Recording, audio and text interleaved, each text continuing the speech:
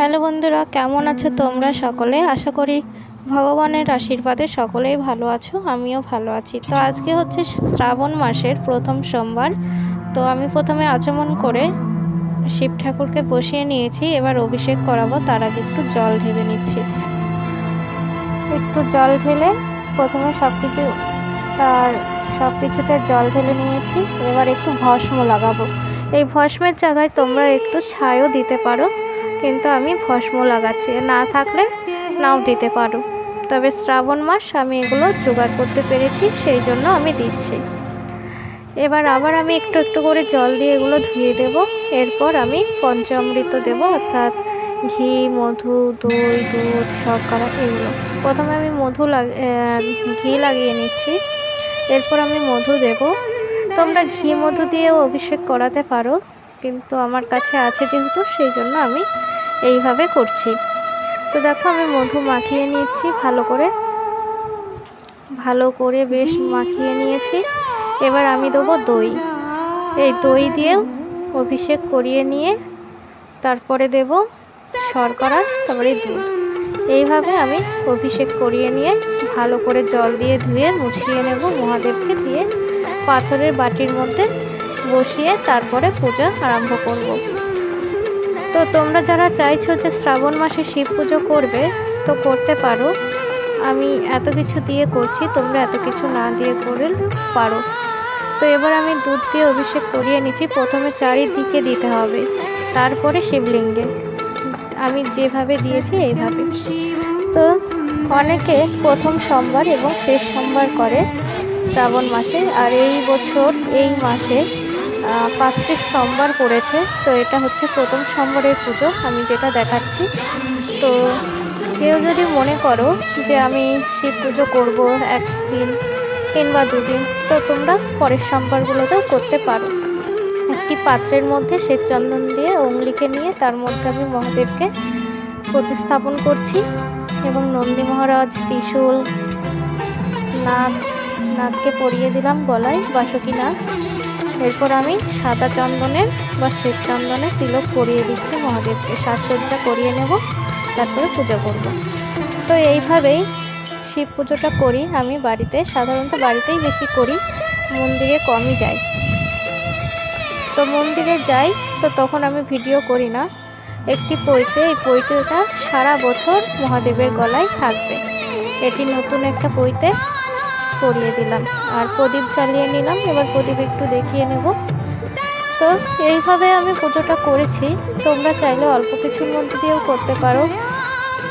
সেই পুজো আমি পরের সোমবার দেখাবো। একটি মালা করে নিয়েছি, একটু ফুলে কম পড়ে গেছিলো, তাই অপরাজিতার মালা দিয়ে মালাটা সম্পূর্ণ করেছি। জয় মহাদেব, জয়। তো এই মহাদেব এই শ্রাবণ মাসে দেখো কত বেলপাতা পাওয়া যায়। আমি এই সপ্তাহে, মানে প্রথম সপ্তাহে 7টি বেলপাতা মহাদেবের মাথায় চড়াবো ওম নমঃ শিবায় মন্ত্র বলতে বলতে। ওম নমঃ শিবায়, ওম নমঃ শিবায়, ওম নমঃ শিবায়, নমঃ শিবায়, ওম নমঃ শিবায়, নমঃ শিবায়। তো আমার 7টি বেলপাতা চড়ানো হয়ে গেছে। এবার দেবো সাদা ধুতরা ফুল। এটাই কিন্তু আসল ধুতরা ফুল। তোমরা এই জায়গায় একটি বেলপাতা, একটি ধুতরা ফুল দিতে পারো। নীলকণ্ঠ ফুল আমি দিয়ে দিলাম, আবার অনেকে বলে অপরাজিতা। একটি গোলাপ ফুল দিয়ে দিলাম, মহাদেবের গোলাপ ফুল খুব পছন্দের, কাঠগোলাপ। ওম নমঃ শিবায় নমঃ, ওম নমঃ শিবায় নমঃ। ত্রিশূলেই দিয়ে দিলাম। নন্দী মহারাজকেও আমি দিয়ে দেব। দেখো, এই টাইমে শিউলি ফুল পেয়েছি, আর একটি আছে জুঁই ফুল। দুটোই আমি মহাদেবের কাছে নিবেদন করলাম।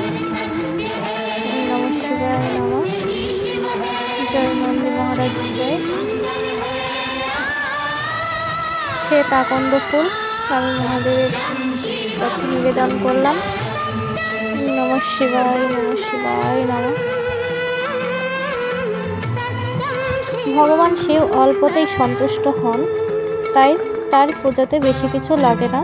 যারা বেশি কিছু দিয়ে পুজো করতে চাও তো দিতে পারো। যাদের কাছে কিছু সামগ্রিক হয়তো থাকে না, তারা অল্প কিছু দিয়েও করতে পারো। এবার একটু অখণ্ড আতপ চাল দিয়ে দিলাম। এবার পঞ্চশস্য দিয়ে দিচ্ছি। তোমরা একটা একটি করে শস্য দিতে পারো, আমি একবারেই পঞ্চশস্য দিয়ে দিয়েছি। একটি দুর্বার দল দিয়ে দিলাম। এবার আমি মহাদেবের মাথায় জল ঢালবো। সেই জল আমি তৈরি করে নেব। একটু অগরুপ দেব, একটু গোলাপ জল, ওটা কিন্তু গঙ্গা জল আছে। এবার দেবো একটু কর্পূর, এবার দেব শ্বেত চন্দন। শ্বেত চন্দনটা ভালো করে দিয়ে দিলাম। এবার একটু ফুলের পাপড়ি আর দেব সিদ্ধি পাতা।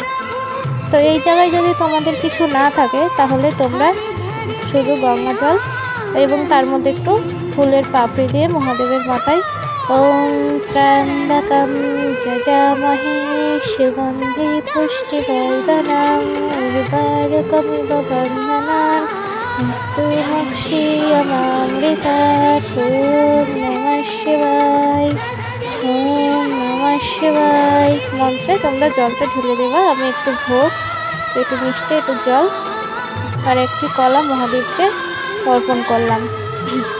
যে যার সাধ্য মতো তোমরা তোমাদের সাধ্য মতো নৈবেদ্য দেবা। আমি আমার সাধ্য মতন দিলাম। এবার একটু আরতি করে নেব। প্রথমে তেলের প্রদীপ, তারপরে ঘিয়ের প্রদীপ, ধূপকাঠি, ধুনো, তারপরে ফুল দিয়ে আরতি করে নেব।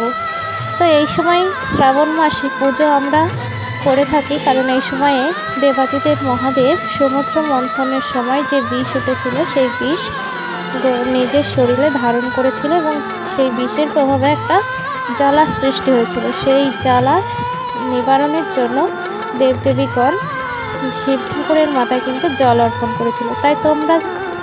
তাই এই সময় ঘরে শিবলিঙ্গের মাথায় অবশ্যই জল দেবে তোমরা। আর দেখো আমি ফুল দিয়ে আরতি করে নিয়ে একটি 16 আনা দিয়ে দিলাম। আজকে এই পর্যন্তই ভিডিও, দেখা হবে পরবর্তী ভিডিও। দেখো বন্ধুরা আমার ভিডিওটি কেমন লেগেছে, যদি ভালো লাগে অবশ্যই লাইক, শেয়ার এবং সাবস্ক্রাইব করে দিও এবং আমার পাশে থেকো। অনেক অনেক ধন্যবাদ।